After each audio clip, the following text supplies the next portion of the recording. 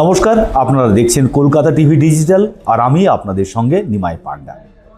এবার নতুন ধরনের জ্বালানি তেল ভারতে, আর সেই তেলে যে গাড়ি চলবে তার নামও হবে নতুন ধরনের। কেমন? আপনারা জানেন যে E20 বা ইথানল 20 তা চালু হয়ে গিয়েছে। 1 এপ্রিল 2026 থেকে সমস্ত রাজ্য এবং কেন্দ্রীয় শাসিত অঞ্চলে এই E20 বা ইথানল 20 ব্যবহার করা বা বিক্রি করা বাধ্যতামূলক করা হয়েছে। কিন্তু এবার E85 অর্থাৎ যেখানে 85% থাকবে ইথানল বা অ্যালকোহল আর মাত্র 15% থাকবে পেট্রোল, তাকে বলা হচ্ছে যে ফ্লেক্স ফুয়েল। আর এই ফ্লেক্স ফুয়েলে যে গাড়িগুলো চলবে তাকে বলা হচ্ছে যে ফ্লেক্স ফুয়েল ভেহিকল অর্থাৎ FFV। কেন? এক হচ্ছে ভারতের বিশেষ করে এই মধ্যপ্রাচ্যে যে যুদ্ধ, তাতে বোঝা যাচ্ছে যে ভারতের যে প্রায় 90% জ্বালানি তেলের জন্য আমদানি করতে হয়, তার উপর নির্ভরশীলতা, সেটার ফলে এই মধ্যপ্রাচ্যে যুদ্ধের কারণে সংকট তৈরি হয়েছে এবং ভারতকে স্বাবলম্বী হতে হবে। আর এই স্বাবলম্বী হওয়ার পথে অন্তত জ্বালানি তেলের ক্ষেত্রে ফ্লেক্স ফুয়েল বা E85 ইথানল 85 নতুন দিশা দেখাচ্ছে, যেখানে 85% অ্যালকোহল থাকবে, ইথানল থাকবে। এবং এই দেশেই যে সমস্ত ভুট্টা, গম বা অন্যান্য শস্য তৈরি হয়, তার থেকেই এই অ্যালকোহল তৈরি হবে বা ইথানল তৈরি হবে, যা থেকে গাড়ি চলতে পারবে মাত্র তার সঙ্গে 15% পেট্রোল মিশিয়ে।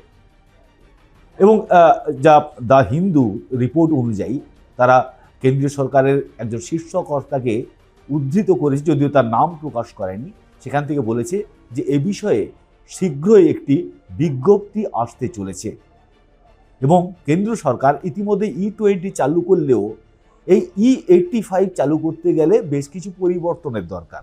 কী ধরনের পরিবর্তন? প্রথমত হচ্ছে যে ইঞ্জিন, যে গাড়িতে ব্যবহার করা হবে তার ইঞ্জিনের পরিবর্তনের দরকার বা টিউনিংয়ের দরকার। কারণ তা E85 বা ইথানল 85 দিয়ে চলতে গেলে গাড়ির কিছু যে ভেতরের নজেল থেকে শুরু করে বিভিন্ন জিনিসের প্রয়োজন পরিবর্তনের বা টিউনিংয়ের। আর তার পাশাপাশি যে সমস্ত যেখান থেকে তেল বিক্রি হয় অর্থাৎ পেট্রোল পাম্পগুলো, সেগুলোতেও এই ইথানল 85 E85 মজুদ রাখা, সেটার ব্যবস্থা করতে হবে। ফলে তার জন্য হয়তো 2-1 বছর সময় লাগতে পারে, কিন্তু ফ্লেক্স ফুয়েল যে আসছে এটা প্রায় নিশ্চিত।